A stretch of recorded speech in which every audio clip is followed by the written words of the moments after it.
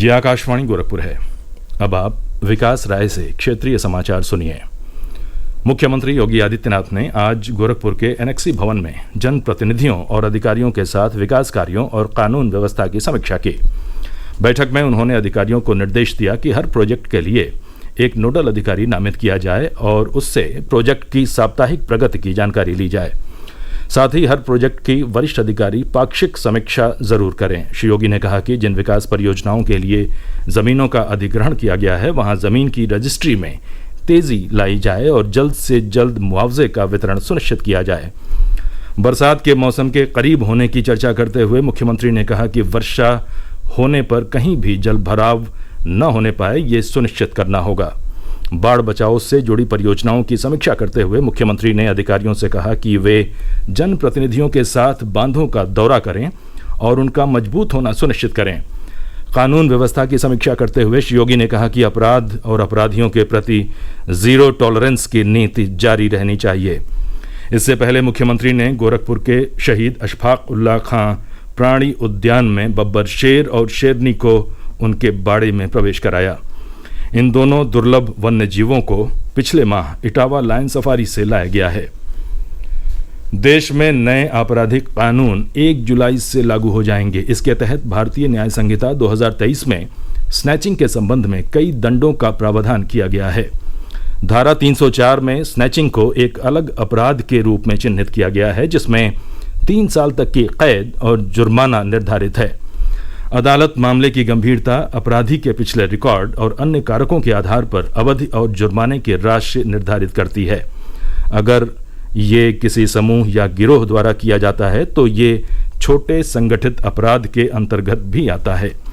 Snatching में धमकियों या शारीरिक नुकसान की अनुपस्थिति के कारण आईपीसी के तहत स्नैचिंग में आमतौर पर डकैती की तुलना में कम सजा होती है। भारतीय न्याय संहिता में चोरी में सहमति के बिना चल संपत्ति लेना शामिल है, लेकिन जरूरी नहीं कि बल प्रयोग किया जाए।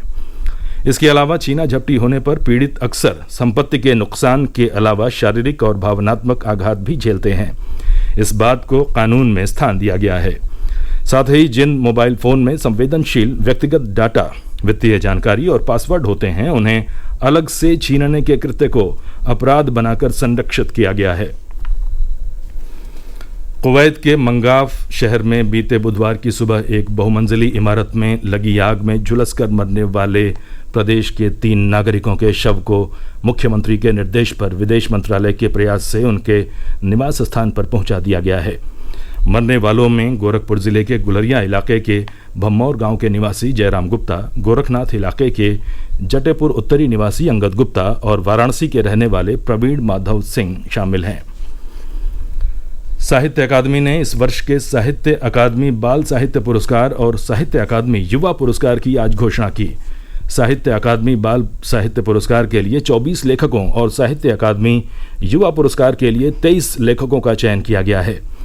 अकादमी ने बताया कि सभी चयनित लेखकों को 50,000 रुपये और एक ताम्र पट्टिका प्रदान की जाएगी। अंतर्राष्ट्रीय योग दिवस के उपलक्ष्य में आज से प्रदेश के कई जिलों में योग सप्ताह की शुरुआत हुई। इस अवसर पर कई स्थानों पर योग शिविर लगाकर योगाभ्यास कराया गया और संगोष्ठियों के जरिए जीवन में योग के महत्व की जानकारी दी गई। गोरखपुर के गोरखनाथ मंदिर में आज से 7 दिवसीय योग शिविर और शैक्षिक कार्यशाला का शुभारंभ हुआ।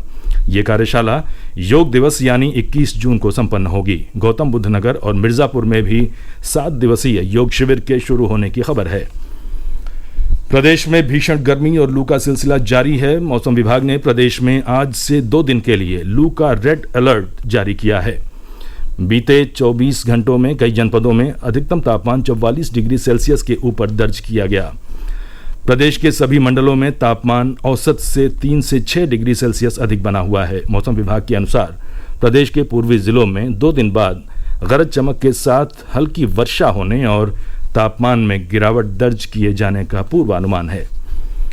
प्रदेश में लगातार जारी भीषण गर्मी और लू को देखते हुए शासन की तरफ से परिषदीय स्कूलों की गर्मी की छुट्टियां 24 जून तक के लिए बढ़ा दी गई हैं।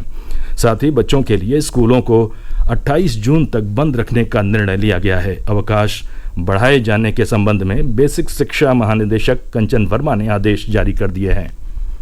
समाचार समाप्त हुए। नमस्कार।